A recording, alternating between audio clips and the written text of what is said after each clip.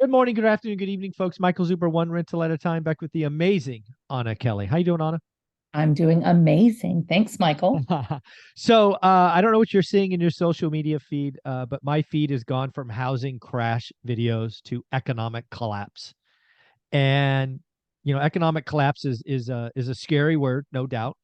I don't. Nobody seems to define what it is. Um, so I thought maybe I should just ask you. I mean, are you currently sitting in a position where you think the United States, the world economy is going to collapse and maybe have a depression 2.0 or Great Depression 2.0 next year? Oh, I'm glad you said next year. It gets me right. Yeah, exactly. I You helped you know, out. thanks. I have been reading. I don't know if you saw my social post, but I I did. posted a bunch of books that I've been reading over the last 2 years, and I've been reading a lot about the history of the Federal Reserve, history of financial crises, and what the Fed and central banks have done to avert them, how they get out of them each time, and how long they last. Right. So Yep. I've been doing a lot of studying of the past to say how likely are things in the future, and here's what I'll say. I am nervous about the future, not just for the United States, but for the globe in terms of more economic pain than what we've experienced over the last several years, right? We've had a pretty long run of expansion after the Great Recession. And we've been saying that we thought for a year and a half, you and I have been talking about, we thought we're probably heading toward recession. Of course, the pandemic happened and that could have put us in a deep depression, but central banks coordinated and they got us out of it, right? And they always do. I'll say that. Whether I trust that they always can, and that the problems of the future and today are as easy to solve as they were in the past, that's another topic of discussion. But I Sure. do believe that we are heading toward more serious economic pain in the US and globally than what a lot of people do. Am I stopping investing? No. Am I paralyzed with fear? No. I'm educating myself to say, what kind of things do I think could happen? And if those things happen, how do I hedge against them? How do I protect what I've worked so hard for, right? Protect my family, keep an income coming in. And then what amount of money do I want to keep liquid, for that protection and to take advantage of opportunity? Because when there is crisis, there is also tremendous wealth and opportunity, tremendous wealth made through that opportunity. So I don't want to fear monger, but yes, I think we're heading toward much harder financial times, potentially a credit crisis, potentially trade issues that cause an energy crisis, potential war with China and Taiwan, Russia and Ukraine, distribution channels realigning, which makes things less efficient. Costs continue to go up in those areas. And I think the real issue is the fact that we have so much debt in the system and so many derivatives. This is the part people aren't talking about, right? That as rates continue to go up to get a hold of inflation, that debt cannot be serviced. And many companies, many small governments will start to go under. And that's really where I'm more concerned about is a credit and debt crisis. Yeah, because when I look at the scenario, it sometimes it feels bad to say these things, but they're just true. Recessions are part of the capitalist system. They're a clearing function. They're a resetting function. Yes. There's something. There's just like a forest fire. It's how you get rid of the dead brush, so the strong things can continue to grow and thrive.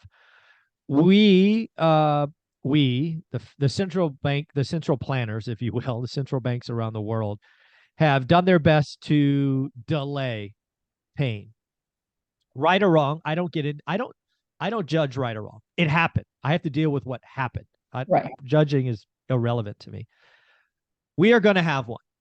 We will have economic pain. I'm on record saying that 2023 could be the worst macroeconomic pain of my adult life. That includes the dot-com crash, includes the Great Recession, includes the 2018 taper tantrum. I've seen a lot, so it I doesn't agree make me. with you.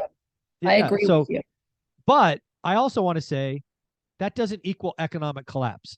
I think people painting this vision of saying we're going to go back to the Great Depression, a 50% plus collapse here, a this, a that, bread lines. And there's just so much support around it. It's going to be bad. It is going to be negative GDP. We could see unemployment double, Right. 3.5 to 7. It's not my call, but it could happen. Yeah, it wouldn't surprise me. But again, even at 7%, historically speaking, that's not terrible. Right. Right. That's also called 93% employed. Right. So, you just flip the coin over. So again, I think the next year will be bad, but to paint the vision of a total epic collapse is fear. It's this week's housing crash. Right. And they've given up on that because I get really triggered by that word economic collapse because I think it pushes people into fear. Absolutely. And then they just sit on their couch and do nothing. Absolutely. I want people to realize that recessions, economic pain, once you preserve yourself, i.e. 93% employed in the earlier example, it is the time to build wealth. Calculate a risk, do your homework, get your buy box. And if you don't, then you're going to be the same person 5 years from now going, I wish I did. I wish I did. So absolutely. I'm excited. Yeah, me too. And that's, we talked about that a lot last week and this week as well. If you hear doom and gloom and that makes you freeze, you're not reacting to it properly. If things collapsed, and we don't think there will be a collapse, although there could be a credit or debt crisis, there could be some pain, and I think there will be pain, right?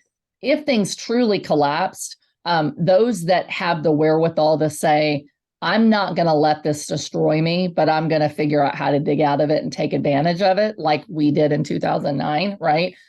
Those are the ones that are going to be successful. So anytime you hear potential pain, you've got to think about how would I react to that? What can I do to protect, number one, and grow, number two, during that pain, right? And so I'm watching some things, Michael. And again, what I have a little more, when I started really researching the history of financial crises and how the Fed fixed it, right? Their idea of fix and how things came back out.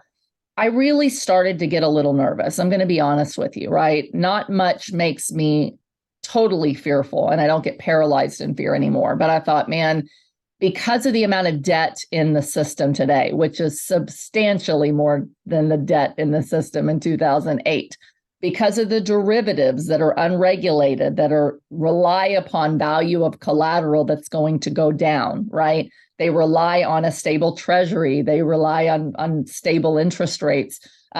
I believe there could be a big credit and debt crisis, right?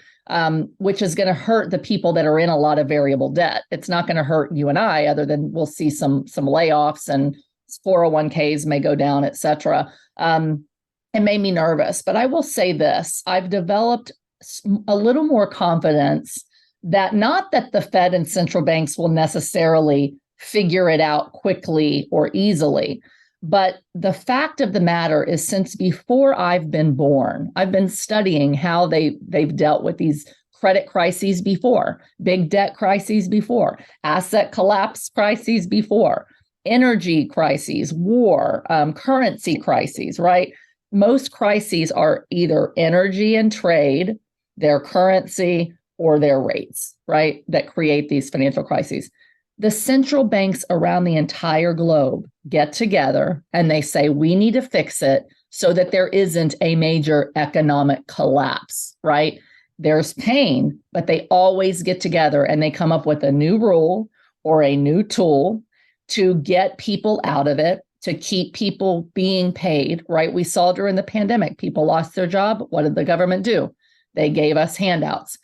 I have confidence that based on the goals of the globe, the goals of the UN, the goals of the United States, they don't want massive people in massive amounts of poverty. They're going to do what they need to fix the credit markets, to bail out those they need to bail out, to continue to give you checks to pay rent and unemployment and things like that.